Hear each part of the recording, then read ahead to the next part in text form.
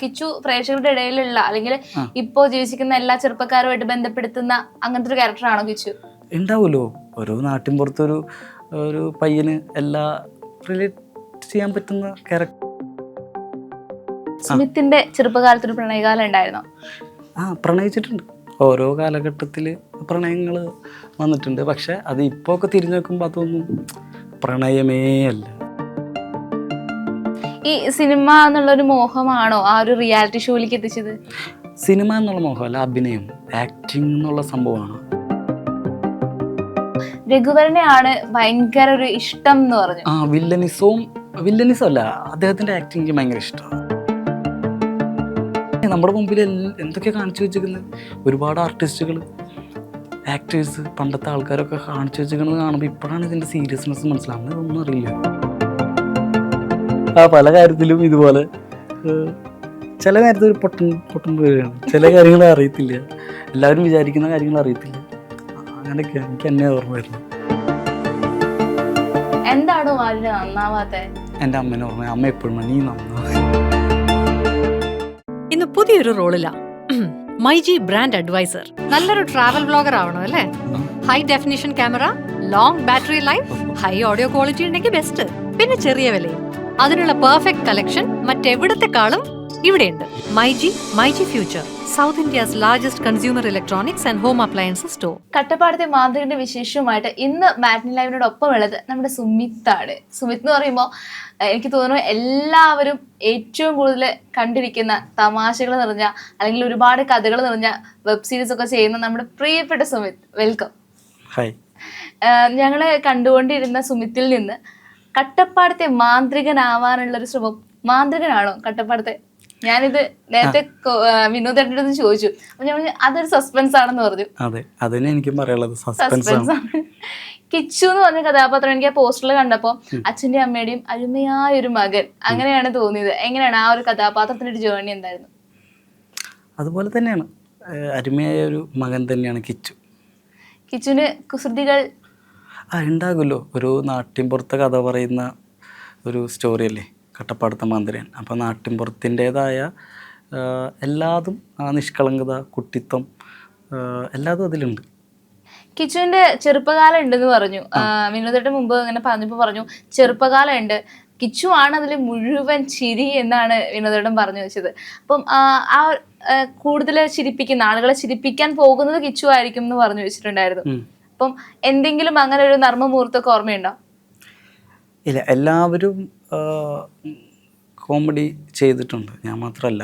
എനിക്ക് ഇച്ചിരി കൂടി ഒരു കുറവാണെന്ന് തന്നെ പറഞ്ഞു വെച്ചാൽ ഒരു ലിമിറ്റ് ഉണ്ടല്ലോ. ഇപ്പോൾ എല്ലാവരും ചെയ്തിട്ടുണ്ട്, ഞാൻ മാത്രമല്ല. ഈ ഒരു കഥാപാത്രത്തിലേക്ക് എങ്ങനെയാണ് സുമിത്തിന്റെ കയ്യിലേക്ക് ഈ ഒരു കഥാപാത്രം വരുന്നത്?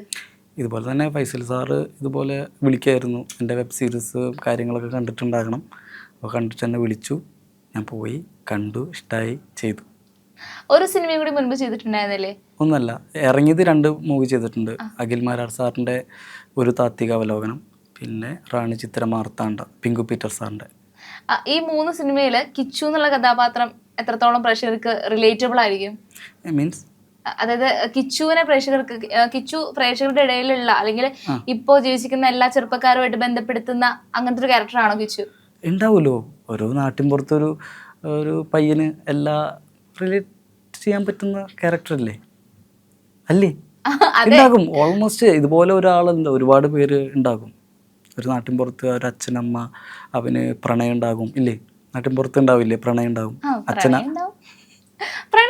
ഉണ്ടാകും, തീർച്ചയായിട്ടും അല്ല, ഓൾമോസ്റ്റ് ഉണ്ടാകാം. അവനത് ചിലപ്പോൾ പ്രകടിപ്പിച്ചില്ലെങ്കിലും മനസ്സിലൊരു പ്രണയം ഉണ്ടാവില്ലേ, അതുണ്ടാകും. ഫ്രണ്ട്സിൻ്റെ ഇടയിൽ തമാശകളുണ്ട്, അച്ഛനമ്മയുടെ അടുത്ത് ഈ പറഞ്ഞ പോലെ ഭയങ്കര ക്യൂട്ടായിട്ട് ഒരു മകനായിരിക്കാം, ഒക്കെ ഉണ്ട്. അപ്പൊ കിച്ചുവിന്റെ പ്രണയകാലം പോലെ തന്നെ സുമിത്തിന്റെ ചെറുപ്പകാലത്തൊരു പ്രണയകാലം ഉണ്ടായിരുന്നോ? പ്രണയിച്ചിട്ടുണ്ട്. ഓരോ കാലഘട്ടത്തിൽ പ്രണയങ്ങൾ വന്നിട്ടുണ്ട്. പക്ഷെ അത് ഇപ്പോൾ ഒക്കെ തിരിഞ്ഞു നോക്കുമ്പോൾ അതൊന്നും പ്രണയമേ അല്ല. പ്രണയം ഭയങ്കര മനോഹരല്ലേ, അതെപ്പോഴും നമ്മുടെ മനസ്സിൽ ഇങ്ങനെ നിൽക്കും. ഈ പ്രണയത്തിന്റെ സ്റ്റേജ് ആണോ ഇഷ്ടം, അല്ലെങ്കിൽ ആ പ്രണയമല്ല എന്ന് തിരിച്ചറിഞ്ഞ് അതിനുശേഷം പിന്നീട് ഒരു സ്റ്റേജ് ഉണ്ടാവുമല്ലോ, നമ്മൾ അതിൽ നിന്നൊക്കെ മാറി പിന്നെ ലൈഫിലേക്ക് തിരിയുന്ന സ്റ്റേജ് ഉണ്ടല്ലോ, ഇപ്പൊ ആലോചിക്കുമ്പോൾ? ആ സ്റ്റേജ് നമുക്ക് ഈ പറഞ്ഞ പോലെ ഒന്നിൽ നിന്ന് മാറി നമുക്ക് മനസ്സിലാവും ഇത് പ്രണയമല്ല, കാര്യങ്ങളല്ല. നമ്മൾ വീണ്ടും ശക്തി ആർജിക്കും, വീണ്ടും പ്രണയിക്കും, വീണ്ടും തേപ്പ് വാങ്ങും, വീണ്ടും ഇത് തന്നെ കിട്ടും. പക്ഷെ അതൊന്നും പ്രണയങ്ങളല്ല. നമ്മ എത്തിപ്പെടേണ്ട ഒരു സ്ഥലത്ത് എത്തിപ്പെട്ടിട്ടില്ല. നമ്മുടെ പ്രശ്നമാണത്. നമ്മ കണ്ടതും കേട്ടതൊന്നും അല്ല ശരിക്കും പ്രണയം എന്ന് എനിക്ക് വന്നിട്ടില്ല കേട്ടോ. ഞാൻ എൻ്റെ കാര്യമാണ് പറയുന്നത്. എനിക്കങ്ങനെ വന്നിട്ടൊന്നുമില്ല. അങ്ങനെ ഇല്ല. ഞാൻ മനസ്സിലാക്കുന്നു അങ്ങനെ ഒരു പ്രണയമൊന്നും. പ്രണയിക്കുന്ന സമയത്ത് നമ്മൾ ഭയങ്കര രസമാണല്ലോ, ഭയങ്കര അടിപൊളിയല്ലേ. അതന്നെ വിളിക്കുക, ഫോൺ വിളിക്കുക. നമുക്ക് നമ്മളോട് കെയർ ചെയ്യാൻ ആൾക്കാരുണ്ടാകുക, വിശേഷങ്ങൾ നമ്മളോട് എപ്പോഴും സംസാരിക്കാൻ നമ്മ മാത്രം എപ്പോഴും അല്ലേ, സ്വാർത്ഥരല്ലേ. എന്നെ പറ്റി ചോദിക്കാനും പറയാനും, ഞാൻ പറയുന്ന തമാശയ്ക്ക് ചിരിക്കാനും, ഞാൻ പറയുന്ന കാര്യങ്ങൾ എത്ര ലാഗാണെങ്കിലും കേട്ടിരിക്കാനും, ഞാൻ എന്ന് വിചാരിച്ച് നമ്മൾ മാത്രം ഫോക്കസ് ചെയ്ത് ഒരാളുണ്ടാകുന്ന സ്വാർത്ഥതയാണ്. ഈ കാഞ്ചനക്കൂട്ടിലിട്ടാലും ബന്ധനം ബന്ധിരം പോലെ തന്നെ പ്രശ്നമാണ്. പക്ഷെ എന്നാലും രസമാണ് അതൊക്കെ. ഈ കവിതയൊക്കെ ഇടയ്ക്ക് പറയുന്നുണ്ട്, എഴുത്തും വായനയൊക്കെ ഭയങ്കര ഒരു ക്രേസ് ആയിരുന്നു ചെറുപ്പം മുതലേ? വായിക്കാറൊന്നുമില്ല. പണ്ട് അമ്മ തല്ലി ഏമിച്ച് ലൈബ്രറിയിലൊക്കെ കൊണ്ടുപോയിട്ട് ഇങ്ങനെ വായിപ്പിക്കുമായിരുന്നു. എഴുത്തെന്ന് പറഞ്ഞത് ഇപ്പോൾ പ്രോഗ്രാം റിയാലിറ്റി ഷോ കഴിഞ്ഞതിന് ശേഷം നമുക്കാരും സ്ക്രിപ്റ്റ് ചെയ്യാനോ ആരും ഇല്ലാത്തതുകൊണ്ട് നിവർത്തില്ലാതെ എഴുതുന്നതാണ്. പക്ഷേ ഇപ്പോൾ കുറച്ച് വലിയ കവിതയല്ല ഞാൻ പറഞ്ഞ സ്കിറ്റുകളും കാര്യങ്ങളും കഥകളും അങ്ങനെയൊക്കെ എഴുതും. കുറേ പേരിങ്ങനെ അവരുടെ വെബ് സീരീസിനും സിനിമയിലെ കുറച്ച് കാര്യങ്ങൾക്കൊക്കെ എന്നെ വിളിച്ചിരുത്താറുണ്ട് റൈറ്റിംഗ് സമയത്ത്. ഈ സിനിമ എന്നുള്ളൊരു മോഹമാണോ ആ ഒരു റിയാലിറ്റി ഷോയിലേക്ക് എത്തിച്ചത്? സിനിമ എന്നുള്ള മോഹമല്ല, അഭിനയം, ആക്ടിങ് എന്നുള്ള സംഭവമാണ്. ഗൾഫിൽ നിന്ന് ഇതൊക്കെ മതിയാക്കി വരുമ്പോൾ ഒരുപാട് വനിതാ കുറേ ഇൻ്റർവ്യൂകൾ നടത്തിയിട്ടുണ്ട്. അതൊന്നും സക്സസ് ആയില്ല. അങ്ങനെ പ്രോഗ്രാമിലാണ് മെയ്ഡ് ഫോർ ഈച്ച് അതർ എന്ന് പറഞ്ഞ റിയാലിറ്റി ഷോയിലാണ് അത് കിട്ടിയത് ആദ്യമായിട്ട്. അതിൽ സത്യം പറഞ്ഞു കഴിഞ്ഞാൽ ജനങ്ങൾ മുഴുവൻ നിങ്ങൾ രണ്ടുപേരും ഏറ്റെടുക്കായിരുന്നുണ്ടായത്. പിന്നീട് അങ്ങോട്ട് നോക്കുകയാണെന്നുണ്ടെങ്കിൽ അത്രയും അധികം റീൽസും ആയാലും എല്ലാവർക്കും ഭയങ്കര ഇഷ്ടമാണ് ഈ ഒരു പെയറിന്, ഭയങ്കര ഇഷ്ടമായിരുന്നു. ആൻഡ് ഇപ്പൊ നമ്മള് ഈ ഒരു സിനിമയുടെ കാര്യം പറഞ്ഞപ്പോൾ രഘുവരനെയാണ് ഭയങ്കര ഒരു ഇഷ്ടം എന്ന് പറഞ്ഞു. വില്ലനിസം അല്ല, അദ്ദേഹത്തിൻ്റെ ആക്ടിങ് ഭയങ്കര ഇഷ്ടമാണ്. രഘുവരൻ സാറ്, വിജയ് സേതുപതി സാറ്, അങ്ങനെയൊക്കെ കുറേ പേരുണ്ട്. ഏകദേശം ഈ പറഞ്ഞ മണിച്ചേട്ടൻ, മണിച്ചേട്ടൻ്റെ ഏറ്റവും ഇഷ്ടമുള്ളൊരു പെട്ടെന്നൊരു കഥാപാത്രം പറയാൻ പറഞ്ഞു കഴിഞ്ഞാൽ കുറേ ഉണ്ട്. ഏത് പറയുന്നത് അദ്ദേഹം ചെയ്തത് ഏതാ പാളിപ്പോയിട്ടുള്ളത്? വില്ലൻ ആർട്ടിസ്റ്റ് അല്ലേ, കണ്ടില്ലേ? ആർട്ടിസ്റ്റ്, യഥാർത്ഥ ആർട്ടിസ്റ്റൊക്കെ അദ്ദേഹം. ഒരു സ്റ്റേജിന് എത്ര ആൾക്കാരുണ്ട്, എത്ര മണിക്കൂർ വേണമെങ്കിലും പിടിച്ചെടുത്താൻ കഴിവുള്ള ഒരാൾ. നാടൻ പാട്ട് മാത്രമല്ല, അതായത് നല്ലൊരു ഗായകനല്ലേ, എല്ലാ പാട്ടും പാടും. നായകവേഷം, വില്ലനിസം, കൊമേഡിയൻ, പൊട്ടൻ, എന്താ ചെയ്യേണ്ട ഒരു മനുഷ്യൻ. അയ്യോ, അതൊക്കെ ആർട്ടിസ്റ്റ്. നമുക്കൊക്കെ ആർട്ടിസ്റ്റ് പറയുമ്പോൾ തന്നെ ഒരു ചളിപ്പാണ്. അദ്ദേഹമൊക്കെ അങ്ങനെ ചെയ്ത് വെച്ചിരിക്കണ കാരണം.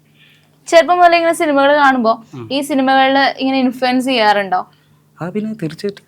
അങ്ങനെ ഒരുപാട് പെട്ടെന്ന് എൻ്റെ ജീവിതത്തിൽ ഭയങ്കരമായിട്ട് ഇത് ഇൻഫ്ലുവൻസ് ചെയ്തൊരു കഥാപാത്രം എന്ന് പറയാനായിട്ട് അങ്ങനെ എന്തെങ്കിലും? ഇല്ലടേ, ഇത് ആക്ടിങ് ഇഷ്ടമുള്ളത് കൊണ്ട് തന്നെ നമുക്ക് ആക്ട് ചെയ്യുമ്പോൾ ആരും നമുക്ക് പറയാം. എല്ലാവരും, ശോഭനമ്മ, ഉർവശി, കൽപ്പന ചേച്ചി, ജഗതി ശ്രീകുമാർ സാറ്, മുരളി സാറ്, എന്തോരം പേരുണ്ട് ലെജൻസുകളുള്ള. ആരും നമുക്കിത് പറയാം. ലാലേട്ടൻ, നമുക്ക് ഈ ഒരു മീഡിയയിലേക്ക് വന്നതിന് ശേഷം അല്ലെങ്കിൽ ഈ ഒരു എന്താ പറയാ ഇൻഫ്ലുവൻസർ ആയതിനു ശേഷം, ഇൻഫ്ലുവൻസർ എന്ന് പറയാ പോലെ ഇൻഫ്ലുവൻസ് ഞാൻ ചോദിച്ചല്ലോ നേരത്തെ, എന്താ ഇൻഫ്ലുവൻസ്? എനിക്ക് അറിയത്തില്ല ഇൻഫ്ലുവൻസ്. ഇതുവരെ ഒരു ആഡും ചെയ്തിട്ടില്ല എന്ന് പറഞ്ഞു.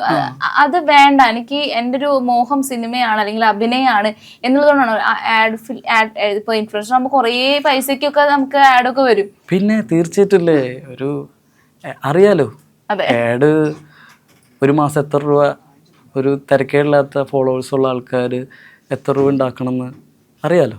തീർച്ചയായിട്ടും എനിക്ക് നന്നായിട്ട് നല്ല ഗ്രാഹ്യമുണ്ട് അതിൽ. ഒരു 8 വർഷമായില്ലേ ഞാനും ഈ ഒരു ഇങ്ങനെ മെയ്ഡ് ഫോർ ഈച്ച് അതർ ആ ഒരു ഫെയിമിൽ നിൽക്കുന്നത്.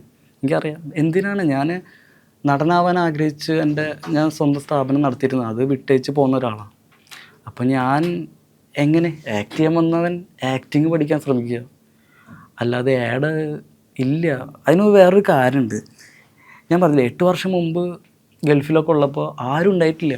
ഇവിടെ സുഖമാണോ, ഗുഡ് നൈറ്റ്, ഗുഡ് മോർണിംഗ്, സുഖമാണോ, എന്തുണ്ട്, ശമ്പളം കിട്ടുന്നുണ്ടോ, ചൂടുണ്ടോ, അറബി തല്ലിയോ, കറക്റ്റ് ശമ്പളം തന്നെയുണ്ടോ ഒന്നും ചോദിക്കാൻ ആരും ഉണ്ടായില്ല.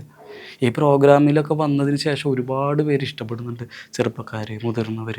ചേട്ടാ ഗുഡ് മോർണിംഗ്, ഗുഡ് നൈറ്റ്, ചേട്ടാ ഇപ്പം എന്താ വീഡിയോ കാണാത്തത്, അല്ലെങ്കിൽ ചില വീഡിയോയിൽ കയ്യിൽ എവിടെയെങ്കിലും പരിക്കൊക്കെ, ചേട്ടാ എന്ത് പറ്റി, സുഖമാണോ, ചേട്ടൻ ചെയ്തത് അത്ര ശരിയായില്ല, ചേട്ടൻ നാളത്തേലും അത് തന്നെയല്ലേ മറ്റേലും ചെയ്തത്, ചേട്ടൻ ഇത്തിരി കൂടി ഇമ്പ്രൂവ് ചെയ്ത് നന്നായിട്ട് സെലക്ട് ചെയ്യും. ഇങ്ങനെ തുടങ്ങിയ ഒരുപാട് കാര്യങ്ങൾ നമ്മളെപ്പറ്റി അന്വേഷിക്കാനുണ്ടാകുക എന്ന് പറയുന്നത് വലിയ ബ്ലെസ്സിങ് അല്ലേ? അപ്പം ഇങ്ങനെ എനിക്ക് മോട്ടിവേഷൻ, അല്ലെങ്കിൽ നാളെ ഇനി നീ മുന്നോട്ട് പോകുമെന്ന് കാണിക്കുന്നവർ, ഇവർ കാരണമാണല്ലോ ഏതൊരു ആൾക്കാർക്കും ആഡ് വരുന്നത് അല്ലേ? തീർച്ചയായും. അവൻ്റെ കലാപരമായിട്ടോ ടാലൻറ്റ് കണ്ടിട്ടൊന്നുമല്ല അല്ലേ ആഡ് വരുന്നത്. എന്തുകൊണ്ടാണ്? ഇൻസ്റ്റാഗ്രാമിലെ ഫോളോവേഴ്സ്, അതായത് ഇവരാണ്. ഞാൻ ഈ പറഞ്ഞ എന്നെ ഇത്രയും സപ്പോർട്ട് ചെയ്യുന്ന, നമുക്ക് പല ഡിപ്രഷനിലും പല രീതിയിൽ നമുക്ക് ഹെൽപ്പ് ചെയ്യുന്ന ഇവരെ വിറ്റിട്ട് എങ്ങനെ ഞാൻ മുമ്പിൽ നിന്നിട്ട് 30,000 20,000 ഒക്കെ പോക്കറ്റിൽ വാങ്ങിക്കണം? ഇതൊരു ഹാക്കർ വിചാരിച്ചാൽ തീരാവുന്ന ഫെയിമല്ലേ ഉള്ളൂ. ഓൾമോസ്റ്റ് ആഡ് ചെയ്യുന്ന എല്ലാവർക്കും, ഞാനായാലും അല്ലേ, ഒരു ഹാക്കർ വിചാരിച്ചാൽ അയാൾ കളഞ്ഞു കഴിഞ്ഞാൽ ഞാൻ ചെയ്ത വർക്കുകൾ ഇപ്പോൾ ചിലപ്പോൾ 2 റിയാലിറ്റി ഷോ ചെയ്ത കാരണം ചിലപ്പോൾ ആ ചാനലിൽ കിടക്കായിരിക്കും അല്ലേ. അപ്പോൾ എങ്ങനെ ഇവരെ വിറ്റ് ഞാൻ ആഡ് ചെയ്യുന്നത്? അപ്പോൾ എനിക്ക് എന്നെ കണ്ടിട്ടല്ലേ ഈ ആഡ് വരുന്നത്, എൻ്റെ പിന്നിൽ നിൽക്കുന്ന, എന്നെ എത്രയും സ്നേഹിക്കുന്ന ഒരുപാട് പേര്, ഇവരുടെ ഫോളോവേഴ്സ്, ഇവരുടെ എണ്ണം കണ്ടിട്ടാണ് വരുന്നത്. അപ്പം അത് വാങ്ങി പോക്കറ്റിലിടാൻ എന്തോ എനിക്ക് ഇത് തോന്നില്ല. അത് ശരിയല്ലല്ലോ. നാളെ എനിക്ക് വരട്ടെ, ഇപ്പോൾ സൂരാജ് ചേട്ടന്, വലിയ വലിയ ആർട്ടിസ്റ്റുകൾക്ക് ഫോളോവേഴ്സ് കണ്ടിട്ടാണ് വരുന്നത്? അല്ല, ഒരിക്കലല്ല. അവർക്ക് വരുന്നതൊക്കെ അവർ ചെയ്തു വെച്ചിരിക്കുന്ന ആർട്ടിൻ്റെ അതിൻ്റെ മുമ്പിലുള്ള ഒരു റെസ്പെക്റ്റും അല്ലേ, അവരാണ് ശരിക്കും ഇൻഫ്ലുവൻസ് ചെയ്യുന്നത്. ഓക്കെ, അതിനായിട്ടില്ല, ആക്ട് ചെയ്യാൻ വന്നവനെ ആക്ട് ചെയ്യുക അല്ലേ എന്നുള്ള എൻ്റെ തോട്ടാണ്. ഞാൻ ആരും അടിച്ചേൽപ്പിക്കുന്നതല്ല ഇത്, ഇങ്ങനത്തെ ഒരു തോട്ടാണ്. ചിലപ്പോൾ രക്ഷപ്പെടണമെന്നില്ല ഈ തോട്ട്. പലരും മറ്റേ ഇങ്ങനെ വിചാരിച്ച നാടോടുമ്പോൾ ഇങ്ങനെ ചെയ്യണമെന്ന് പറയും. പക്ഷെ ഞാൻ ഇല്ല, ഇനോഗ്രേഷനുകൾക്ക് പോകാറില്ല, ഇങ്ങനെ ആഡ് ചെയ്യാറില്ല. പക്ഷെ ആ വിചാരിച്ച ആ ഒരു കഥാപാത്രത്തിലേക്ക് എത്തി ജനങ്ങളെല്ലാവരും സ്വീകരിക്കുന്ന ആ ഒരു നിമിഷം മുതൽ ഈ പറഞ്ഞ പോലെ വീണ്ടും എന്താ പറയാ, ജനങ്ങളെ ഇൻഫ്ലുവൻസ് ചെയ്യുന്ന സുമിത്തായിട്ട് മാറും. എങ്ങനെ പരസ്യം? അതായത് ഇല്ല, താല്പര്യമില്ല. ഞാൻ എത്ര 8 വർഷമായില്ലേ നല്ല സാമ്പത്തിക ബുദ്ധിമുട്ട് വന്നിട്ടുള്ള സംഭവങ്ങളൊക്കെ ഉണ്ടായിട്ട്. ഈ എറണാകുളത്ത് നമ്മുടെ കലൂര് തന്നെ ഞാൻ ഒരു 3-4 മാസം വന്ന് താമസിച്ചായിരുന്നു. വീട് വിട്ട് ഇറങ്ങിയതാണ്. കാരണം നമ്മൾ നടനാവണമല്ലോ. ഇനി തൃശ്ശൂരാണ്, കൊടുങ്ങല്ലൂർ എൻ്റെ വീട്. അപ്പോൾ അവിടെ നിന്നിട്ടൊന്നും ഒരു കാര്യമില്ല, എറണാകുളത്ത് പോവാം. കല്ലൂർ സ്റ്റേഡിയത്തിൻ്റെ അവിടെയൊക്കെ ഒരുപാട് ആൾക്കാർ വന്നല്ലോ. അപ്പോൾ അവിടെയൊക്കെ താമസിച്ചപ്പോൾ ഫുഡൊക്കെ ഭയങ്കര കഷ്ടപ്പാടായിരുന്നു. റൂമിന് റെൻറ്റ് കൊടുക്കണം. കാലത്ത് നേരം വൈകി എനിക്കുള്ളായിരുന്നു ഞാൻ. അതായത് നേരം വൈകി എനിക്ക് ഞാൻ ബ്രേക്ക്ഫാസ്റ്റ് സ്കിപ്പ് ചെയ്തു. പിന്നെ ഉച്ചകാലത്തെ ഫുഡ് ഞാൻ അവിടെ തന്നെ സ്റ്റേഡിയത്തിൻ്റെ ബാക്കിലായിട്ട് ഒരു ഹോട്ടലുണ്ട്, നല്ല അടിപൊളി ഹോട്ടലാണ്. അവിടെ പാഴ്സൽ വാങ്ങും. എന്നിട്ട് റൂമിൽ വന്നിട്ട് ആദ്യം മീൻ കൂട്ടാൻ കൂട്ടി കഴിക്കും. ആദ്യം സാമ്പാർ കൂട്ടും നമ്മൾ, അല്ലെങ്കിൽ സാമ്പാർ വൈകിട്ടത്തേക്ക് ഇങ്ങനെ വളിച്ചു പോകും, ചീത്തയായി പോകും. അപ്പോൾ ആദ്യം മീൻ സാമ്പാർ കൂട്ടും, പകുതി ചോറ് കഴിക്കും, പകുതി മീൻ വറുത്ത് കഴിക്കും. അത് കഴിഞ്ഞിട്ട് വൈകിട്ട് ആ പകുതി ചോറും മീൻ കൂട്ടാനും കൂട്ടി കഴിക്കും. എന്നിട്ട് അത് വേസ്റ്റ് കളയാനായിട്ട് വീണ്ടും രാത്രി മാസ്ക് വെച്ച് അങ്ങനെ മാസ്ക് വയ്ക്കും. ഞാൻ കിറ്റും കുപ്പിയും കൊണ്ട് എന്നെ കുറേ പേര് തിരിച്ചറിയാം. ഒരു ഫോട്ടോ എടുക്കാൻ പോകുമ്പോൾ എനിക്കയ്യോ, അവർ ആഗ്രഹിക്കുന്ന ഒരാൾ സെൽഫി എടുക്കാൻ പറ്റുന്ന ഞാൻ മറ്റേ കിറ്റും കൊണ്ട് ഒരു എന്തോ ഒരു മോശം പോലെ തോന്നിയപ്പോൾ ഞാൻ മാസ്കൊക്കെ വെച്ച് ഇതുപോലെ തന്നെ 2 ദോശ ചട്നി ആ കടയിൽ നിന്ന് തന്നെ ചൂടുവെള്ളം നിറയ്ക്കും, കൊണ്ടുപോകും. ഇങ്ങനെ 4 മാസം ജീവിച്ചിട്ടുണ്ട്. അപ്പോൾ പോലും ഞാൻ പരസ്യത്തിലേക്ക് ചിന്തിച്ചിട്ടില്ല. ഞാൻ ആക്ടിങ്ങിലേക്ക് വരണം എന്നുള്ളൊരു അത്രയും ആഗ്രഹമായിരുന്നു. ഈ സിനിമയോടുള്ള കൊതി എപ്പോഴാണ് വരുന്നത്? എനിക്ക് അറിഞ്ഞൂടേ. ഇത് എപ്പോഴൊക്കെ ചെറുപ്പം തൊട്ടേ ഉണ്ടാകണം. എനിക്കത് കറക്റ്റായിട്ട് ഇന്ന സ്ഥലത്തു നിന്നാണ് സ്റ്റാർട്ടിങ് എന്ന് എനിക്ക് അറിഞ്ഞൂടാ പറയാം. സ്കൂളിൽ എങ്ങനെയാ ഈ ഒരു കോമ്പറ്റീഷൻസ് കാര്യങ്ങളൊക്കെ, അഭിനയം, മോൺ ആക്ട്? ഇല്ല, ഒന്നുമില്ല. ഞാൻ 8ാം ക്ലാസ് വെച്ച് ഒരു നാടകം ചെയ്തിട്ടുണ്ട്. അതിൽ ഞാൻ വലിഞ്ഞു കയറി. പിള്ളേരുകൾ ദീപാങ്കുരൻ എന്നൊക്കെ പറഞ്ഞിട്ടൊരു കൂട്ടുകാരൻ, അവരൊക്കെ നാടകം ചെയ്തപ്പോൾ അത് അലമ്പാൻ വേണ്ടിയിട്ട് ഇതിൻ്റെ ഇടയിൽ കയറി അങ്ങോട്ട് ഇങ്ങോട്ടൊക്കെ കളിച്ചപ്പോൾ അവർ നീ അത് ചെയ്തോ എന്നൊക്കെ പറഞ്ഞിട്ട് ഒരു ഗുമസ്തനായിട്ട്, വക്കീലിൻ്റെ ഗുമസ്തനായിട്ട് കാല് ഞൊണ്ടിയിട്ടൊക്കെ അന്ന് ചെയ്തിട്ടുണ്ട്. അല്ലാണ്ട് യാതൊരു തരത്തിലും അങ്ങനെ ചെയ്തിട്ടില്ല. ഈ ഒരു സിനിമയിലേക്ക് കയറണം അല്ലെങ്കിൽ എനിക്ക് അഭിനയം പഠിക്കണം എന്ന് ഇപ്പൊ സീരിയസ് ആയിട്ട് വിചാരിച്ചു തുടങ്ങിയത് എപ്പോഴാ? സീരിയസ് ആയിട്ട് ഇത് ഞാൻ പറഞ്ഞില്ലേ, ഇത് അന്ന് ഇതിനെ പറ്റിയിട്ട് നമ്മുടെ വിചാരം ഗൾഫിലൊക്കെ പോയിട്ടൊരു 10-25 വയസ്സ് 24 വയസ്സിലൊക്കെ ഇട്ടിട്ട് ഭയങ്കരമായിട്ട് ആക്ട് ചെയ്യണം. അമ്മേനൊക്കെ വിളിച്ച് പറയാറുണ്ട്, അമ്മ എനിക്ക് ഇത് ഇട്ടേച്ച് പോരണം എന്നൊക്കെ. പക്ഷേ ഞാൻ 2-3 ഇൻ്റർവ്യൂവിൽ പറഞ്ഞിട്ടുണ്ട്, +2 വരെ പഠിച്ചിട്ടുള്ളൂ. അപ്പോൾ ആ ആൾക്ക് ഗൾഫിൽ നല്ലൊരു സ്വന്തമായിട്ടൊരു സ്ഥാപനം നടത്താൻ ഒരു അവസരം അറബി തന്നപ്പോൾ അതിട്ട് വെച്ച് പോരാൻ ആരും സമ്മതിക്കില്ലല്ലോ. എനിക്ക് ഇവിടെ വന്നു കഴിഞ്ഞാൽ വേറൊരു ജോലി കിട്ടണമെന്നൊന്നുമില്ല ഇതുപോലെ. അപ്പോൾ ഭയങ്കര സ്ട്രഗിളൊക്കെ ആയിരുന്നു. പക്ഷേ അപ്പോഴെപ്പോഴൊക്കെയോ ഇങ്ങനെ ചോദിച്ച് വന്നു. പക്ഷേ ഇതിപ്പോൾ ഒരു കാര്യം, ഇത് പഠിക്കും തോറും നമ്മളെ കൊണ്ട് പറ്റാത്ത പണിയാണെന്ന് തോന്നാം. കാരണം ഇത് കുറേ ഉണ്ടല്ലേ നമ്മുടെ മുമ്പിൽ എന്തൊക്കെ കാണിച്ചു വെച്ചിരിക്കുന്നത്. ഒരുപാട് ആർട്ടിസ്റ്റുകൾ, ആക്ടേഴ്സ്, പണ്ടത്തെ ആൾക്കാരൊക്കെ കാണിച്ചു വെച്ചിരിക്കുന്നത് കാണുമ്പോൾ ഇപ്പോഴാണ് ഇതിൻ്റെ സീരിയസ്നെസ് മനസ്സിലാവുന്നത്. ഇതൊന്നും അറിയില്ല. അങ്ങനെ ഏതെങ്കിലും ഒരു കഥാപാത്രം അഭിനയിക്കണം, അല്ലെങ്കിൽ എനിക്ക് ഈ ഒരു ഇപ്പൊ വിനോദേട്ടൻ പറഞ്ഞു, ഇതുപോലെ മുമ്പ് ഇന്റർവ്യൂ ഉണ്ടായിരുന്നു വിനോദേട്ടൻ. അപ്പൊ വിനോദേട്ടൻ ഇങ്ങനെ പറഞ്ഞു, എനിക്ക് ഇങ്ങനെ ഒരുപാട് കഥാപാത്രങ്ങൾ ചെയ്യണമെന്നുണ്ട്, ഏറ്റവും സീരിയസ് ആയിട്ടുള്ള കഥാപാത്രം ചെയ്യണമെന്നുണ്ട്. അങ്ങനെ എന്തെങ്കിലും ഒരു ജോണർ മനസ്സിലുണ്ടോ? അവസരം തന്നെ കിട്ടട്ടെ. സീരിയസ് ആയിട്ട് കഥാപാത്രം അവസരങ്ങൾ എന്തും കിട്ടാ, പഠിക്കാനുണ്ട്. നമുക്ക് അവസരങ്ങൾ കിട്ടിയിട്ട് എന്താ കാര്യം? സുമിത്തിന്റെ ഡേറ്റ് ഫ്രീ ആണ്, അവസരങ്ങൾ ഉണ്ടെങ്കിൽ വേഗം കഥകളൊന്ന് പറയാം. ഇഷ്ടം കഥകൾ വന്ന് കഥ കേട്ട് ചെയ്യാം. സീരിയസ് അല്ലേ? അവസരങ്ങൾ കിട്ടിയിട്ട് എന്താ കാര്യം? ചെയ്യാനുള്ള ഒരു പ്രാപ്തി വേണ്ടേ? ആദ്യം പഠിക്കണ്ടേ? പഠിക്കണമെങ്കിൽ ഇതുപോലെ ചെയ്ത് തഴക്കമൊക്കെ വരണം. ഇപ്പോ അഭിനയമായിട്ട് ബന്ധപ്പെട്ട് എന്തെങ്കിലും പഠിക്കാനൊക്കെ പോകുന്നുണ്ടോ? ഇല്ല. പഠിക്കാന്ന് പറഞ്ഞാൽ ഈ പുസ്തകങ്ങൾ വായിക്കും, ഒരുപാട് പഴയ ആൾക്കാരുടെ ഇൻ്റർവ്യൂകൾ കാണും, അവരുടെ പുസ്തകങ്ങൾ വായിക്കും, പിന്നെ നമ്മുടെ യുക്തിക്കനുസരിച്ചിട്ടുള്ള കാര്യങ്ങൾ, അങ്ങനെയൊക്കെ വലിയ വലിയ ഡയറക്ടേഴ്സിൻ്റെ ഇൻ്റർവ്യൂ. ഇതൊക്കെ വേറെ ഏതോ വഴി നമുക്കുള്ളത്. ഒരു ഗോഡ് ഫാദറോ എൻ്റെ ഫാമിലി സർക്കിളിലോ ഫ്രണ്ട്സ് സർക്കിളിലോ ഒന്നും ഇല്ല, ആരുമില്ല. പക്ഷെ എനിക്ക് തോന്നുന്നു നമ്മുടെ മലയാളത്തിലെ കുറേ താരങ്ങൾ എടുത്താൽ തന്നെ, അല്ലെങ്കിൽ തമിഴിലെടുത്താൽ തന്നെ, നമ്മുടെ ഇന്ത്യൻ ഫിലിമിൽ ആരെടുത്താലും കുറേ പേര് ഈ പറഞ്ഞ പോലെ ഒരു ഗോഡ് ഫാദർ ഇല്ലാതെ വന്ന് അത്രയും വിജയം കൈവരിച്ച ഒരുപാട് നായികമാരും ഒക്കെ നമ്മുടെ മുമ്പിലുണ്ട്. അപ്പം അതുപോലെ സുമിത്തും, എനിക്ക് തോന്നുന്നു സുമിത്തിന്റെ ഒരു ജെന്യൂൻ ആയിട്ടുള്ള, ഞാൻ വിചാരിച്ച ഒരു ഇൻഫ്ലുവൻസറിനെയാണ് ഞാൻ എന്താ പറയാ ഇന്റർവ്യൂ ചെയ്യാൻ പോകുന്നത്. അപ്പം എന്തായാലും ഒരു ഇൻഫ്ലുവൻസർ എന്ന് പറയുമ്പോൾ ഈ പറഞ്ഞ പോലെ കുറെയൊക്കെ അഭിനയമോഹം, ഒന്നെങ്കിൽ അഭിനയമോഹം ആയിരിക്കും, അല്ലെങ്കിൽ ഈ പറഞ്ഞ ഒരു സാമ്പത്തികമായിട്ടുള്ള ഒരു ഭദ്രത, ഫിനാൻഷ്യൽ, അതൊക്കെ നോക്കുന്ന ഒരാളായിരിക്കുന്ന. പക്ഷെ ഇതിൽ രണ്ടിനും പെടാത്ത ഒരാള്, അതാണ് ഇപ്പൊ എനിക്ക് സുമിത്തിനെ കാണാൻ വരുന്നത്. അതൊന്നും തെറ്റല്ല. ഒരാൾക്ക് എനിക്ക് ഫെയിമാണ് ആഗ്രഹം എന്ന് പറയുകയാണെങ്കിൽ അതിലെവിടെ തെറ്റ്? ഒരു തെറ്റില്ല. എനിക്ക് സാമ്പത്തികമാണ്, ഇതിൽ കൂടെ സാമ്പത്തിക നേട്ടമാണ്, അവൻ ആഗ്രഹിക്കുന്ന സാമ്പത്തികമാണെങ്കിൽ അതിലൊരു തെറ്റില്ല. ഈ ലോകത്ത് തെറ്റുകളില്ല എന്ന് വിചാരിക്കുന്നതാണ്. തേർഡ് പേഴ്സൻ്റെ കണ്ടിൽ മാത്രമാണ് അവിടെ തെറ്റ് ശരി എന്ന് പറഞ്ഞ സാധനം വരുന്നുള്ളൂ. എനിക്കിഷ്ടം ഇന്നതാണ്. പക്ഷെ എനിക്ക് പാഷനാണ്, എനിക്കിത് പഠിക്കണം, ഒരുപാട് പഠിക്കാനുണ്ട്. ഞാനിത് പറയുമ്പോൾ ഡയറക്ടർ സാർ പറഞ്ഞു വിനയമല്ല, സത്യമല്ലേ, ഞാനൊരു ആക്ടറാവും. ഞാൻ എപ്പോഴും പറഞ്ഞു, ഞാനിത് പിന്നെ പറയുന്നില്ല, ഞാനൊരു നടൻ, ജഗദീഷ് ശ്രീകുമാർ സാറും നടൻ, സുമിത്തമ്പി നടൻ, ജയസുമാർ നടൻ. അപ്പം നടൻ ഇത്ര ഉള്ളൂ, സിമ്പിളാണല്ലോ. അല്ലേ? അങ്ങനെ സിമ്പിളല്ല. കലാമണിച്ചേട്ടൻ ആർട്ടിസ്റ്റ്, ഞാനും ആർട്ടിസ്റ്റ് എന്ന് പറയുമ്പോൾ ആർട്ടിസ്റ്റിന് ഇത്രേ ഉള്ളൂ. അദ്ദേഹം എന്തൊക്കെ ചെയ്യുന്നു, നമ്മ എന്ത് ചെയ്യുന്നു? ഒന്നും ചെയ്യുന്നില്ല. ഈ സിനിമയിലേക്ക് മുഴുവനായിട്ട്, അല്ലെങ്കിൽ ഈ ഒരു പറഞ്ഞ സിനിമാ മേഖലയ്ക്ക്, മീഡിയയിലേക്ക് വരുന്ന സമയത്ത് അച്ഛനും അമ്മയും എന്തെങ്കിലും പറഞ്ഞിരുന്നോ, അത് വേണ്ട, അല്ലെങ്കിൽ വേണ്ട സുമിത്ത്, ഇത് വേണ്ട, നമുക്ക് ശരിയാവില്ല, അങ്ങനെ എന്തെങ്കിലും പറഞ്ഞിട്ടുണ്ടായിരുന്നോ?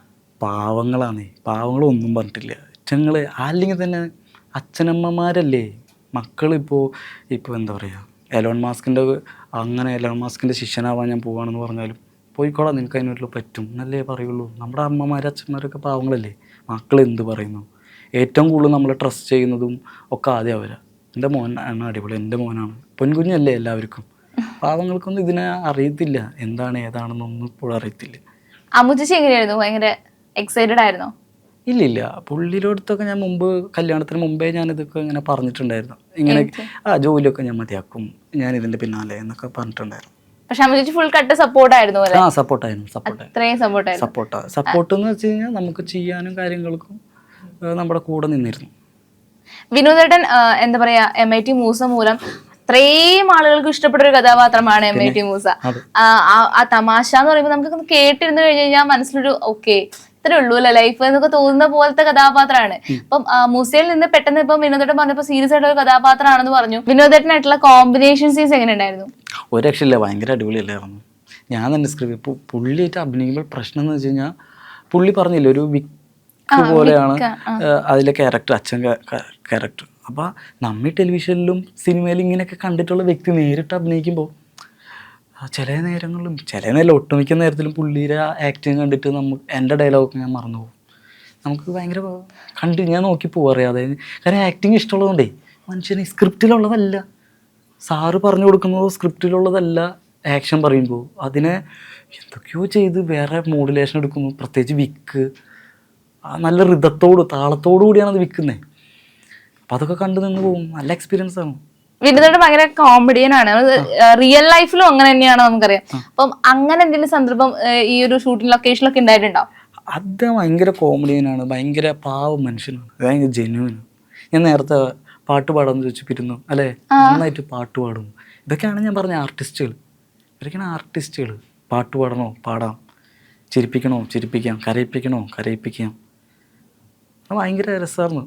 എന്തായാലും കുറേ ഇന്റർവ്യൂസ് കൊടുത്തൊരു ക്ഷീണിതനായിട്ട് വന്നിരിക്കുകയാണ്. ഭയങ്കര ക്ഷീണുണ്ട് മുഖത്ത്. അപ്പൊ നമുക്ക് ആ ക്ഷീണം മാറ്റാനായിട്ട് നമുക്ക് കുറച്ച് ക്വസ്റ്റ്യൻസിലേക്ക് പോവാം.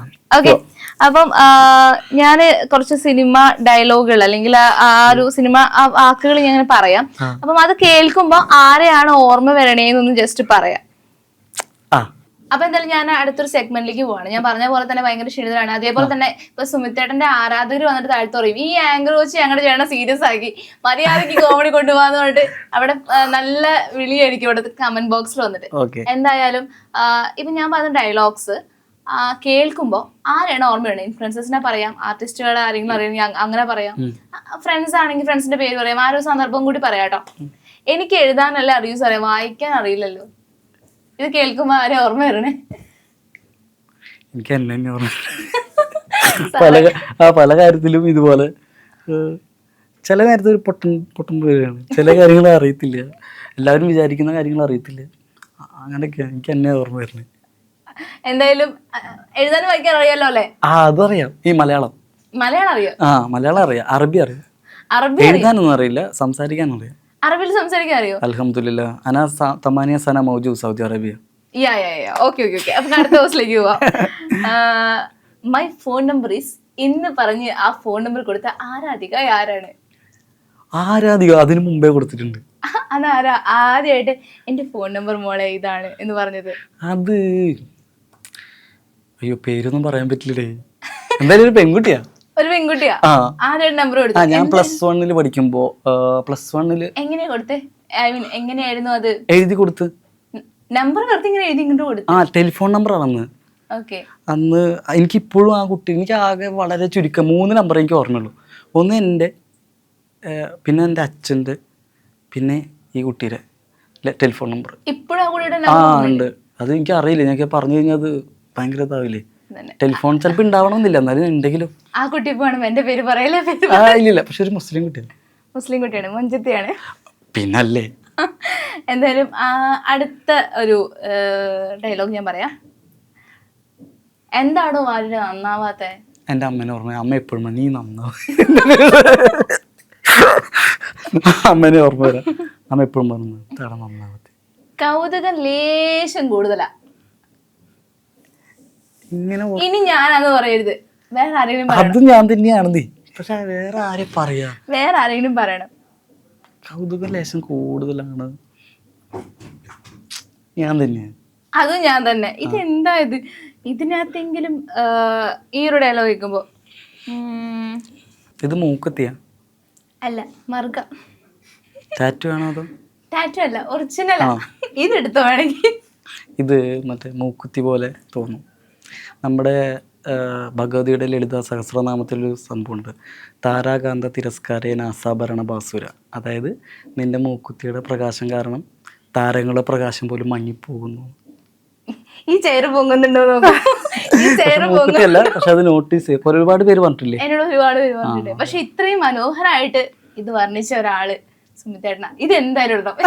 ചെയർ പൊങ്ങുന്നുണ്ടോ? എന്റെ ആരാധകരെ ശാന്തരാകുവി.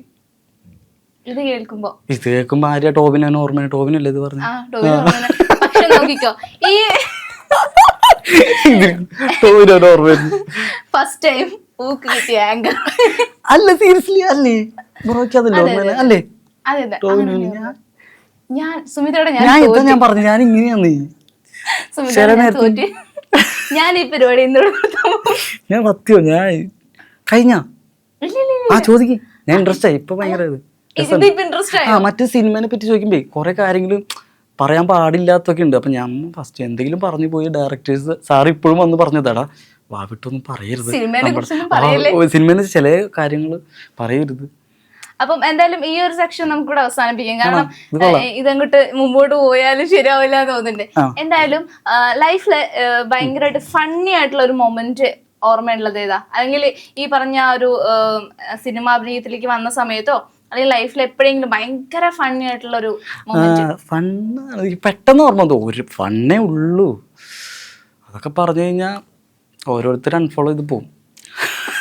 പക്ഷേ ഫണ്ണായിട്ട് എനിക്ക് പെട്ടെന്ന് ഇപ്പോൾ ചോദിച്ചപ്പോൾ ലൂസിഫറിൻ്റെ പടം തമ്മനത്ത് നടക്കണം. അപ്പം ഞാൻ മെയ്ഡ് ഫോർ ഈച്ചർ പ്രോഗ്രാമൊക്കെ കഴിഞ്ഞ് നിൽക്കുക. അപ്പോൾ കുറച്ച് പേർക്കൊക്കെ അറിയാം. അപ്പോൾ ജൂനിയർ ആർട്ടിസ്റ്റായിട്ട് തന്നെ ഞാൻ പൂർണിമ മേഡം ആയിരുന്നല്ലോ മെയ്ഡ് ഫോർ ഈച്ചറിൽ. അപ്പോൾ പൂർണിമ മേഡത്തിൻ്റെ കൂടെയുള്ള ചേട്ടനുണ്ട്. അപ്പോൾ പുള്ളിയാണ് എന്നോട് ലൂസിഫറിനുണ്ട് ഞാൻ വിളിച്ച് പറഞ്ഞിട്ടുണ്ടെങ്കിൽ പോയിക്കോ ഒരു ജൂനിയർ ആർട്ടിസ്റ്റിൻ്റെ വേഷം കിട്ടുന്നുണ്ട്. ഞാൻ തമ്മനത്ത് പോയി 3 ദിവസം ക്യാമറമാനൊക്കെ ആയിട്ട് വന്നു. 3 ദിവസം അവിടെ നിൽക്കുക. അപ്പോൾ ഈ 3 ദിവസം കൊണ്ട് 2 ദിവസം കഴിഞ്ഞപ്പോൾ തന്നെ അവിടെ വന്ന ജൂനിയർ ആർട്ടിസ്റ്റുകളായ പെൺകുട്ടികളും ആൺകുട്ടികളൊക്കെ ആയിട്ട് പരിചയപ്പെട്ടു. അവർ സെൽഫി എടുക്കുന്നുണ്ട്, ഫോൺ നമ്പർ വാങ്ങി, കമ്പനിയായി. എന്നെ ഒരു എന്താ പറയുക, ഒരു ചാനലിൽ നിന്ന് വന്ന ചേട്ടനാണല്ലോ, ഫെയിം ആ രീതിയിൽ തന്നെയാണ് കാണുന്നത്. അപ്പം എനിക്കും സന്തോഷം തന്നെ. 3-ാമത്തെ ദിവസം ഇങ്ങനെ ആക്ഷൻ പറഞ്ഞ് ഇങ്ങനെ നിൽക്കുക. കുറച്ച് ഇപ്പോൾ പൃഥ്വിരാജ് സാറ് കൂടാരാണ്, പുള്ളിനെ കാണുന്നില്ല, കൂടാരത്തിൻ്റെ ഉള്ളിൽ സുമിത്തെ എന്നൊറ്റ വിളി ഉറക്കെയാണ് വിളിച്ചത്. സുമിത്ത വീണ്ടും സുമിത്ത ഇത്തിരും കൂടി ആള് ദേഷ്യമല്ല, ഒരു ഇത്തിരി കൂടി ഉറക്കെ. അപ്പം എൻ്റെ കൂടെ നിന്ന് പെൺകുട്ടികൾ എനിക്ക് ഇപ്പോഴും പേരറിയില്ല കേട്ടോ. അവർ സുമിത്തേട്ടനായിരിക്കും. ഞാൻ പിന്നെ എന്നെ പൃഥ്വിരാജൊക്കെ പിന്നെ കൂട്ടത്തിൽ നിന്ന് വിളിക്കല്ലേ. അല്ലാട്ടോ ചേട്ടൻ മെയ്ഡ് ഫോർ ഈച്ചറൊക്കെ ചെയ്തല്ലേ, ചിലപ്പോൾ മേഡത്തിന് കണ്ടിട്ട് ഇനി സാധാവം എന്തെങ്കിലും ചിലപ്പോൾ എന്നെ ചേട്ടൻ പിന്നെ വീണ്ടും സുമിത്ത എന്നൊരൊറ്റ വിളി. അപ്പോൾ ചേട്ടൻ തന്നെ പോയി നോക്കട്ടെ. അപ്പം എനിക്കും തോന്നി, എനിക്ക് ആ നേരത്തെ എന്ത് പറഞ്ഞു. ഞാൻ 2 സ്റ്റെപ്പ് ഇങ്ങനെ വെക്കല്ല, ഞാൻ നോക്കിയപ്പോൾ എഡിറ്റർ സുമിത്ത് ഓടിപ്പോകും. ബാക്കിൽ നിന്ന് ഈ പറഞ്ഞു വിട്ട പിള്ളേരിലൊക്കെ ചിരി ബാക്കിൽ നിന്ന്. സെലിബ്രിറ്റിയോ ആലോചിച്ച് നോക്കിയ ഫേസ് ചെയ്യാനുള്ള ബുദ്ധിമുട്ട് അതെനിക്ക് ഭയങ്കര അത് ഞാൻ ഇപ്പോഴും ആലോചിച്ച ഭയങ്കര ക്രിഞ്ച് പോലെ. അയ്യോ, എനിക്ക് ഇപ്പോഴും ആലോചിക്കുന്ന ഒരു സാധനം. ഇങ്ങനെ എന്തെങ്കിലും ആരാധന വന്നിട്ട് ആ ഫോട്ടോ ഒക്കെ എടുത്ത് കൈകൊണ്ട് ചേട്ടാ പേരെന്താ അങ്ങനെ ചോദിച്ചിട്ടുണ്ടോ?